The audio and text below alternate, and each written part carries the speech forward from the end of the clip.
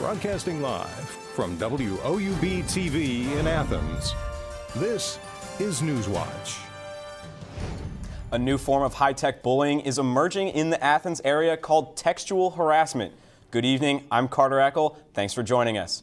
WOUB reporter Eric Threet II has more on what this harassment is and the problems this form of bullying involves.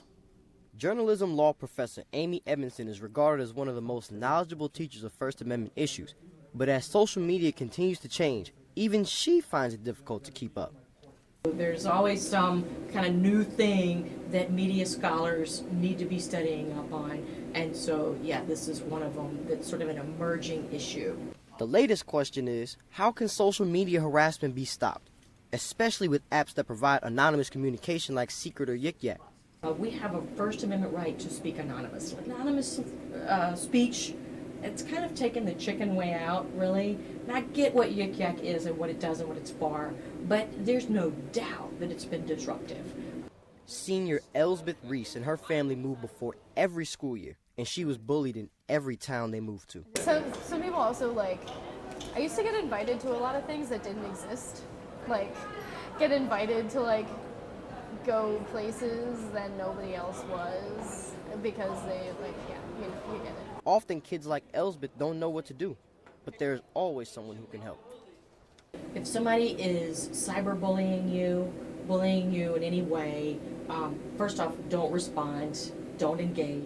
Save the evidence, so don't delete your texts, obviously, because you're going to want to show, hey, I captured this information. If you need help with harassment, contact Ohio University's Office for Equity and Civil Rights Compliance. Universities and colleges across Ohio will see changes on campus to combat sexual assault. The State Department announced yesterday they will be funding more than 20 projects directed at preventing sexual violence across the Buckeye State. More than $200,000 will be spent on the projects. The state hopes to increase dialogue and awareness about sexual violence. Athens could become home to yet another roundabout by summer 2017. The proposed roundabout would be between Stimson Avenue and Mill Street. To help foot the bill, the city is applying for a $500,000 grant from the Appalachian Regional Commission. Officials are saying the move to roundabouts is safer for the entire community. Modern roundabouts specifically are becoming way more prevalent here in the United States. And motorists should be accustomed to them because the bottom line is they're safer. They're safer than a traditional traffic signal and in often cases can move quite a bit more traffic.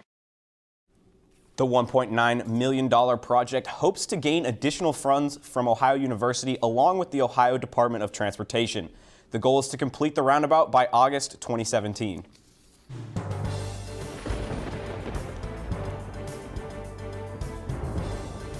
We had a chilly day to end our work week. Right now in Athens, it's 42 degrees, and good evening and welcome to the Newswatch Weather Center. I'm Allison Gens. So it's 42 degrees right now. We do have a mix of sun and clouds out there. Those clouds are going to roll in as we head into the evening hours. Winds north 2 miles per hour. That's giving us some of those chilly temperatures this evening. Looking around the region, temperatures are similar with in the low 40s and upper 30s, 39 in Newark, 41 in New Lexington, 40 in New Martinsville, 43 in Jackson. Now overnight tonight, those temperatures dipping into the low 30s, 43 around 8 p.m. Then those clouds begin to clear around midnight, and then we'll start to see some clear skies, 33 degrees. Those clear skies are also going to make it feel a little bit chillier, but the good news is that these cold temperatures aren't going to stick around, and I'll let you know when we can expect it to start warming up as we head into our weekend. Carter? Thanks a lot, Allison.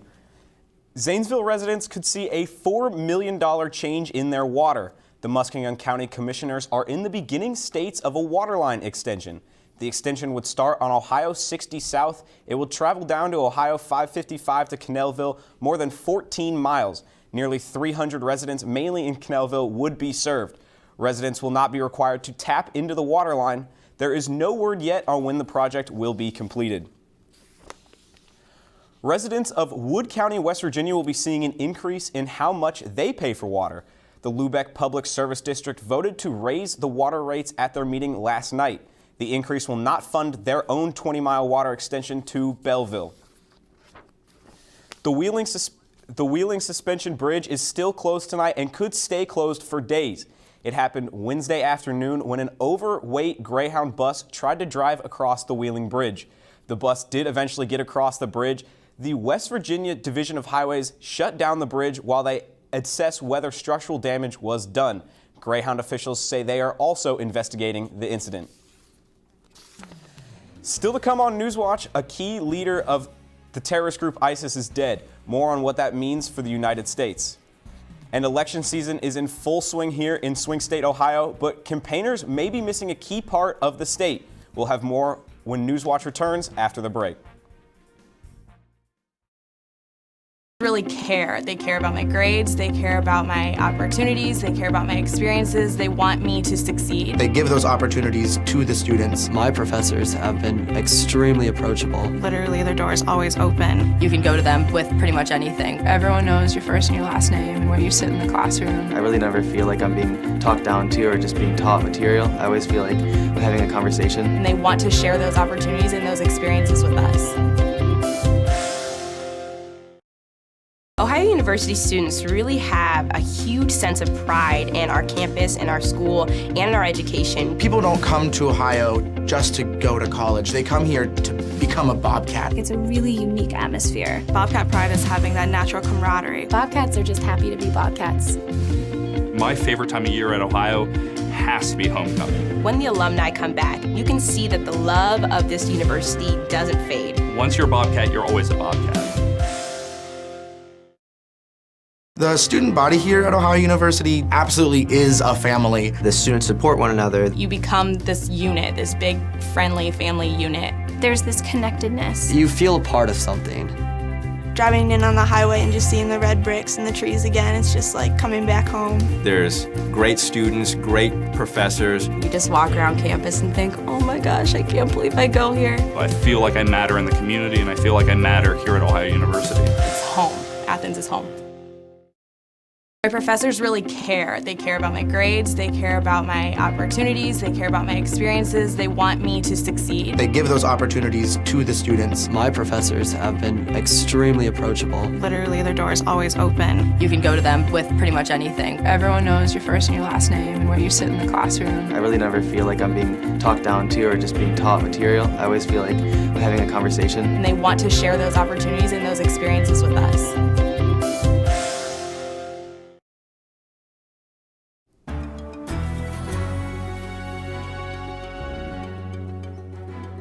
The 2016 presidential election made its way to Ohio last week. The highly sought-after swing state jumps into every headline every 4 years during the presidential campaign. With all the buzz surrounding the state, Newswatch at Noon in-depth reporter Krista Frost did some digging to find out what role Southeast Ohio plays in the state's attraction for candidates. I have to thank the people of the great state of Ohio. I love you, is all I can tell you. I love you. Presidential candidates are flocking to Ohio, mostly to cities like Columbus, Cleveland, and Cincinnati. But presidential candidates are missing a quarter of Ohio's residents who live in rural areas. In Southeast Ohio, residents are noticing their towns are not on candidate event lists. It's a stigma that is part of our culture, and that is that the Appalachian culture is not going to carry much weight politically. Candidates visiting the area is important to all ages, including recent college dropouts. It would help them a lot more if they went out to the rural parts instead of just going into the in-town parts like Columbus, as you've said. Because it's just a lot of people down here are voting for Trump, and it makes me scared. But longtime Athens resident says the small population affects importance of the area. Southeastern Ohio is a pretty small group of people. We want to talk to the voters. Let's go to California and New York and Detroit. That's where the voters are. They're not down here. The reason candidates don't visit? Political strategists divide Ohio into 5 regions, known as the 5 Ohios. What makes the state so important to national elections is each of these regions represents the U.S. as a whole, with urban, suburban, in rural areas, plus lots of media markets. Although all of these regions are different, one gets the name as the other Ohio. Its location outside the three C's, Cincinnati, Columbus, and Cleveland, and its smaller population gives Southeast Ohio its name as the other Ohio. In the 2012 election, candidates visited Ohio more than 80 times. Columbus accounted for 29 of those visits. Athens County, 1 visit to Ohio University from President Obama. The other presidential candidate, Mitt Romney, failed to visit Southeast Ohio. Experts say this is what caused him to lose, and residents agree. He didn't make it. People don't look at the average vote. They look at what Columbus could do, what Cincinnati can do, what Cleveland can do. Even, Zanesville, Lancaster, but if you come south, that's where the bulk of your people, all you got to do is look up, watch 33 in the morning and 23 in the mornings going to Columbus. Everybody's coming from southern Ohio to those towns. Those candidates are coming there, but they're not speaking to those people who are from southern Ohio. Presidential candidate Donald Trump made a similar mistake this year. He won many Appalachian votes in the Ohio primary, but never visited the region. So far, no 2016 candidates have visited Southeast Ohio, not even the governor of the state, John Kasich. Candidates Hillary Clinton, Bernie Sanders, and Donald Trump have all made multiple visits to major cities in the state, but a smaller population does not mean that the region has less influence on presidential elections. Now, I could be wrong, but I think the general, we may see one of the biggest elections we've ever had. You just never know how it's going to go. The director of the Athens County Board of Elections, Debbie Quivy, has been working on county elections for 25 years. She says every presidential election is different, but while the candidates might not be visible here, none of the campaigns ignore any part of Ohio. The last 2 presidentials where President Obama was on the ballot, we've seen a big turnout here in Athens because the college students were targeted. He had a very organized organization. Voters in the Southeast region are the most unpredictable for the parties, nearly splitting the Republican and Democratic votes 50-50 every presidential election. For example, according to the Ohio election results in 2004, the race between George Bush and John Kerry came down to the other Ohio. Political experts say Bush beat Kerry by 2 percentage points in Ohio because Bush supported State Ballot Issue 1, which effectively banned gay marriage. Kerry supported gay marriage. Since as far back as Lyndon B. Johnson, presidents and presidential candidates have made their way to Appalachia, Ohio, and West Virginia, mostly for appearances at Ohio University. Locals and students say these visits could make a difference in the election outcome.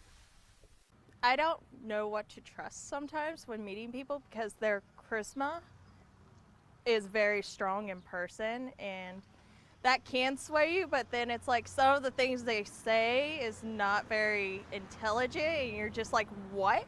Because Trump, even though he's an idiot, he has a lot of charisma. When considering a potential candidate, students say local candidate appearances are important. If I could actually meet the person I was voting for, I think that would be really cool. I mean, Bernie came to Columbus and I wanted to go, but sadly I couldn't make it. But yeah, that would definitely add a whole nother level to it, I think. I definitely think, there's something to be said for actually listening to a candidate almost in not a one-on-one environment, but having them talking directly to you. And obviously if they're on a college campus, they're going to tailor what they're saying to college kids. So I think it's going to be, we're going to look at them and be like, oh yeah, my values match theirs, or, they're going to tailor their campaign to us. So I feel like it would have some sort of effect on me and college students in general. The Ohio primary proved an important time for candidates to stay close to the state. Clinton, Sanders, and Trump all visited Columbus or Cleveland the weekend before the primary election. Perhaps the most effective visit was from Governor John Kasich.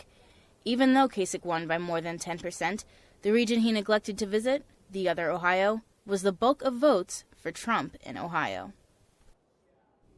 So far, no candidates, not even the governor of the state, have scheduled an appearance in the southeastern region of Ohio.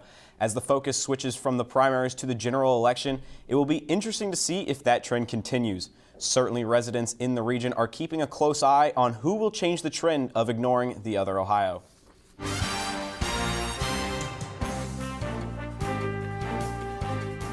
The Pentagon says the second in command of ISIS is dead. The Secretary of Defense announced today that the military successfully went after Abd al-Rahman Mustafa al-Kaddouli this month. According to an official, he was killed within the last 2 days in Syria. Al-Kaddouli was involved in overseeing the terrorist group's finances. They are saying his death will be key to defeating ISIS once and for all. Like Paris, Brussels is a strong reminder of why we need to hasten the defeat of ISIL, wherever it exists in the world. The Secretary of Defense did not say how al-Kaddouli was killed, but an official says he was not killed by an airstrike. On Wall Street today, stocks took a long weekend for Good Friday. Here's a look at yesterday's closing numbers.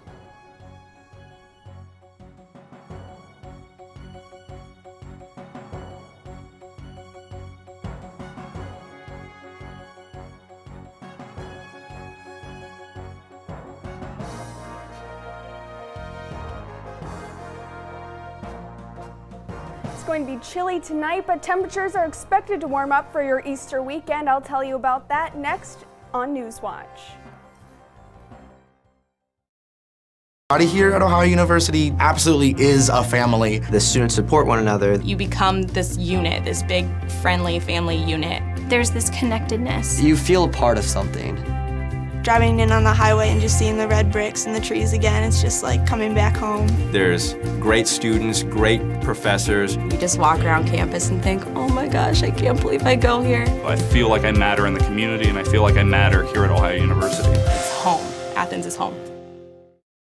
Ohio University students really have a huge sense of pride in our campus, in our school, and in our education. People don't come to Ohio just to go to college. They come here to become a Bobcat. It's a really unique atmosphere. Bobcat pride is having that natural camaraderie. Bobcats are just happy to be Bobcats. My favorite time of year at Ohio has to be homecoming. When the alumni come back, you can see that the love of this university doesn't fade. Once you're a Bobcat, you're always a Bobcat. The student body here at Ohio University absolutely is a family. The students support one another. You become this unit, this big, friendly family unit. There's this connectedness. You feel a part of something.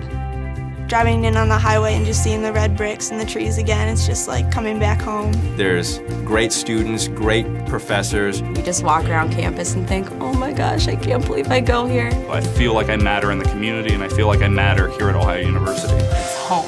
Athens is home. My professors really care. They care about my grades, they care about my opportunities, they care about my experiences, they want me to succeed. They give those opportunities to the students. My professors have been extremely approachable. Literally, their door is always open. You can go to them with pretty much anything. Everyone knows your first and your last name and where you sit in the classroom. I really never feel like I'm being talked down to or just being taught material. I always feel like I'm having a conversation. And they want to share those opportunities and those experiences with us.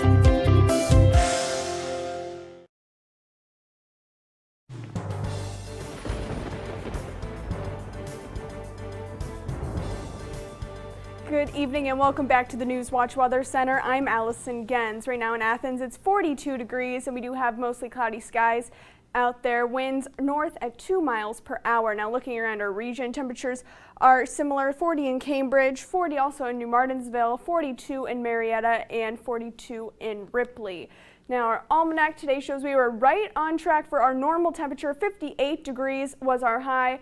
Our low was 41, a little bit above average, but it is going to drop tonight. We are going to see some below average temperatures tonight. Our record was 89 degrees set back in 1929. Now looking at our precipcast for overnight tonight, we do have high pressure dominating the area, so we're going to see dry conditions over tonight, and that's going to last into tomorrow. That high pressure sticks around, but it is going to begin moving its way out as we head into tomorrow night and into Sunday evening. We'll start to see a low pressure system beginning to work its way through. You can see it right here in central United States. That's going to begin working its way in for the end of the weekend, but otherwise dry conditions for the weekend, and that will also bring along some warmer temperatures as well. Now overnight tonight, temperatures dropping into the low 30s, below freezing.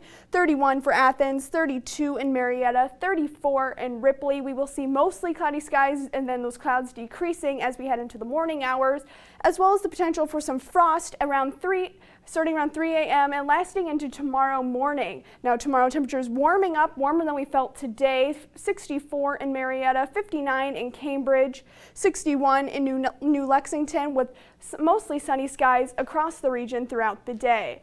Now overnight tonight, looking at our temperatures, we do have 43 at 8 p.m. Then those clouds began decreasing, 35 by midnight, and then 33 by 4 a.m. And then tomorrow temperatures 63 degrees for our high temperature with some morning frost, but that will clear up as our temperatures warm up, and we'll see mostly sunny skies throughout the day. Winds light from the east. Now tomorrow, looking at our temperatures, 8 a.m. 30 degrees, warming up to 51, and then by 4 p.m. 63 degrees.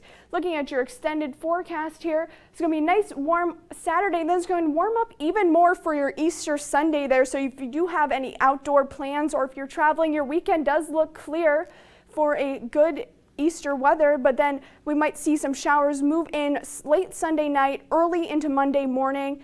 Temperatures dropping into the 50s, but then they return back into the upper 60s by midweek. The Ohio women's basketball team battled Temple in the Sweet 16 of the NIT. Find out who advanced. Plus, Ohio baseball opens up conference play with a weekend series. See who is ahead next on Newswatch.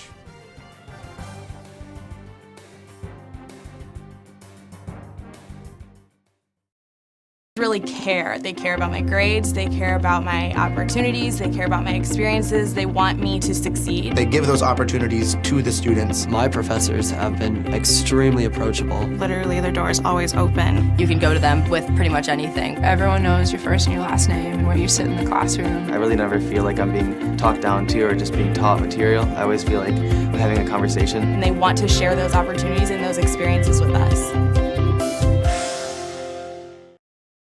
Ohio University students really have a huge sense of pride in our campus, in our school, and in our education. People don't come to Ohio just to go to college. They come here to become a Bobcat. It's a really unique atmosphere. Bobcat pride is having that natural camaraderie. Bobcats are just happy to be Bobcats. My favorite time of year at Ohio has to be homecoming. When the alumni come back, you can see that the love of this university doesn't fade. Once you're a Bobcat, you're always a Bobcat. The student body here at Ohio University absolutely is a family. The students support one another. You become this unit, this big, friendly family unit. There's this connectedness. You feel a part of something. Driving in on the highway and just seeing the red bricks and the trees again, it's just like coming back home. There's great students, great professors. You just walk around campus and think, oh my gosh, I can't believe I go here. I feel like I matter in the community, and I feel like I matter here at Ohio University. It's home. Athens is home. My professors really care. They care about my grades, they care about my opportunities, they care about my experiences, they want me to succeed. They give those opportunities to the students. My professors have been extremely approachable. Literally, their door is always open. You can go to them with pretty much anything. Everyone knows your first and your last name and where you sit in the classroom. I really never feel like I'm being talked down to or just being taught material. I always feel like I'm having a conversation. And they want to share those opportunities and those experiences with us.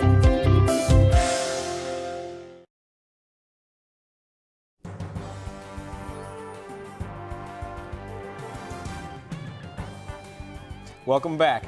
The Ohio women's basketball season came to a close Thursday night in the Sweet 16 of the NIT. The Cats fell at the hands of the Temple Owls by a final score of 75-61. Temple got out of the gates quickly, leading 27-11 by the end of the first quarter. The Owls also got some help as Kiana Black picked up 3 fouls before the quarter's end. Ohio finishes the season at 26-7 and was able to pick up their first postseason win in school history. Black's historic season comes to an end as well with a program record 126 three-pointers made. The men's baseball team kicks off this season's Mid-American Conference play in a 3-game series against the Northern Illinois Huskies this weekend. The first game is underway with senior Jake Miller on the mound for the Bobcats. On the other side of the rubber, the Cats will see William Anderson of the Huskies. The Bobcats, who are 2 games under 500, are coming off an 8-5 loss to Youngstown State this past Tuesday.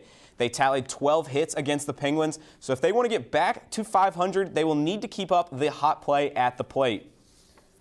Along with the men, the Bobcats softball team will also begin their Mid-American Conference slate this weekend in Athens. The Cats will face the Broncos of Western Michigan after splitting a 2-game series with Marshall.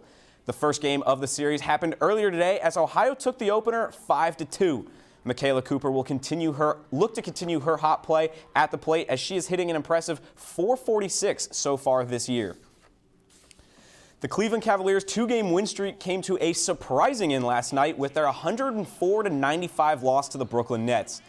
The Nets, who sit second to last in the Eastern Conference, held the Cavs to just 44% shooting on the night. However, they did have trouble with LeBron James, who finished with 30 points. But Kevin Love finished with a double-double of 11 points and 13 rebounds, while Kyrie Irving finished with just 13 points of his own. The Cavs look to bounce back as they take on the Knicks in New York on Saturday. The Columbus Blue Jackets have been officially eliminated from playoff contention with their 3-2 loss to the Carolina Hurricanes last night in Columbus. With the loss, the Blue Jackets remain at the bottom of the Metropolitan Division in the Eastern Conference. Goalie Sergei Bobrovsky moved to 13-20 overall after the loss. Bobrovsky gave up all 3 goals but saved 88% of shots on goal, stopping 21 of 24.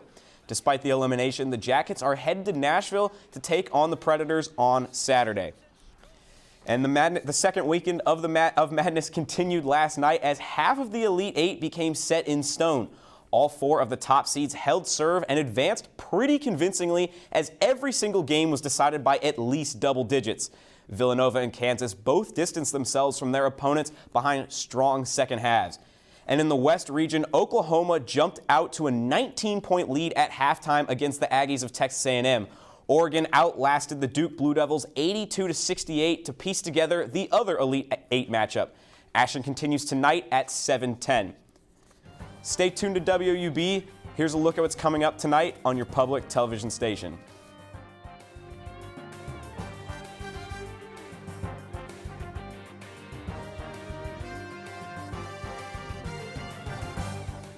"138 years of Easter egg hunting will continue Monday on the south lawn of the White House." This is the video of the annual event last year. This year's theme is Let's Celebrate. More than 35,000 people will be joining the First Family. This year will also include the first ever White House Fun Run. The White House Easter egg roll has been an American tradition since 1878, started by President Haynes and his wife, Lucy. It's one of the oldest annual events in the White House. Now let's go to final weather with Allison. What's our Easter weekend going to look like? Well, Carter, if you do have any outdoor Easter plans for you or your family at home, looks like the weather is going to be nice for those outdoor Easter egg hunts. But tonight it's going to be a little chilly, 31 degrees, but warming up tomorrow to 63 degrees with morning frost, but that will clear up by the afternoon and with sunny skies. Now looking at your extended forecast here, 63 degrees on Saturday, but then Sunday warming up to 71 degrees, so a good Easter. Then some showers will start to roll in Sunday night into Monday, but it looks like a clear work week. Thanks a lot. And that does it for Newswatch tonight. I'm Carter Eckel. Thanks for watching. Stay tuned for the PBS NewsHour coming up next. And remember, you can find the latest news anytime at WOUB.org. Have a great night.